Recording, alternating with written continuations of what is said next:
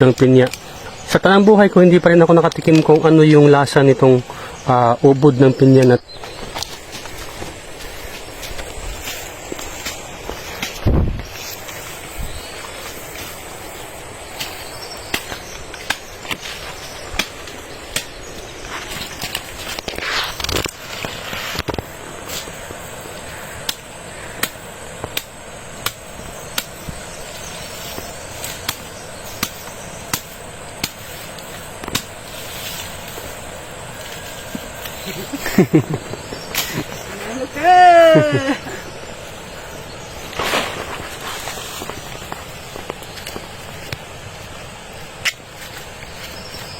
ubos muna.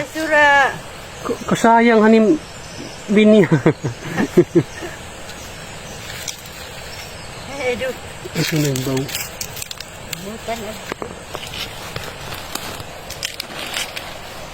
Para ligya ko at ito. Baka daw. Murot ang pagganas kay ipapalit. Ubod ng pinya.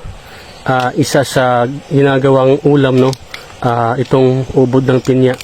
Sa tanang buhay ko, hindi pa rin ako nakatikim kung ano yung lasa nitong ubod ng pinya na to. Ganyan lang ginagawa nila nanay kasi yung puno ng pinya, no, halos marami naman na, kaya binabawasan na para tumubo ulit yung ibang mga bagong uusbong.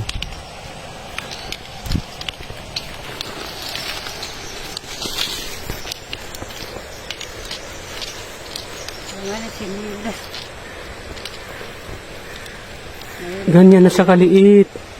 Guti lang ay Nakakaw niyan ini.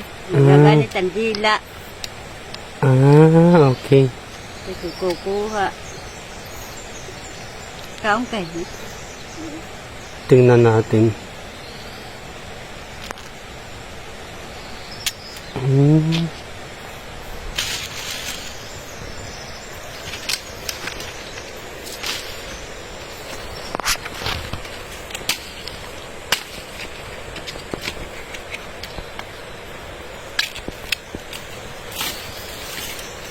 Kumalat yan ito. Balik lang.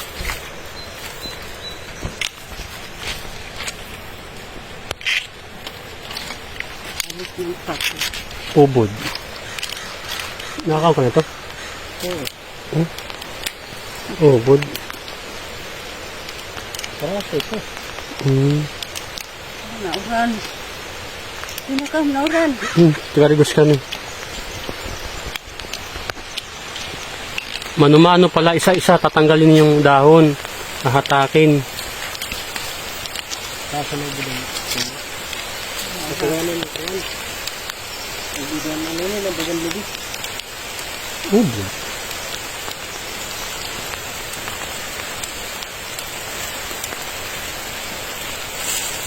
Naabutan natin si Nanay Conchita, no?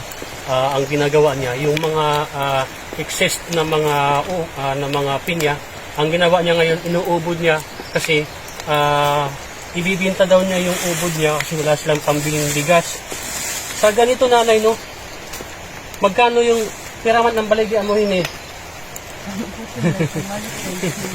Hindi niya alam daw. Isang ganito, no?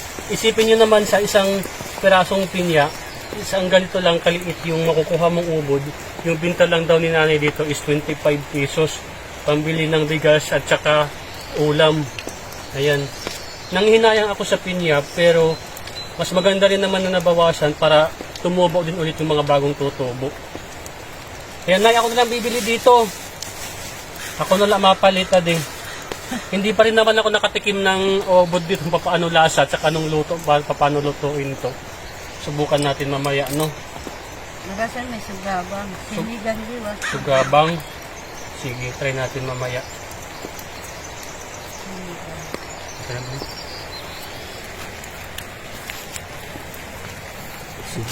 Paparutan, kuhaan tayo. Ay, manim ganas na kuruhaon. Waray naman ganas.